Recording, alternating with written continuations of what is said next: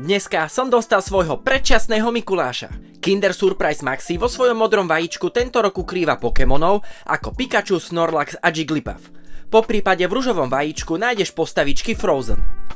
Klasicky toto vajíčko stojí 17 eur, ale na klub kartu ho dostaneš za 13 eur, čo je trocha priateľnejšia cena. Každopádne dúfam, že za takú cenu bude toto vajíčko naozaj celé čokoládové. A teraz rýchlo domov zisti, čo sa v tomto maxi vajíčku ukrýva za prekvapenie. Poďme si teda tohto fešáka spoločne otvoriť. Maxi vajíčko nám prinieslo aj maxi žltok. A je naozaj celé čokoládové, za čo mu odpúšťam aj jeho cenu. A je to tu, dostal som Jigglypuffa.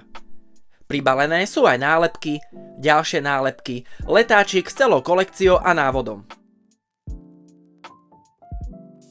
Celkovo sa Jigglypuff skladá zo 6 častí a išlo to úplne jednoducho a rýchlo. Hračka je pekná, veľká, farebná a nepôsobí vôbec lacno. A aha, čo dokáže? Jigglypuff, použij rýchlu strelu!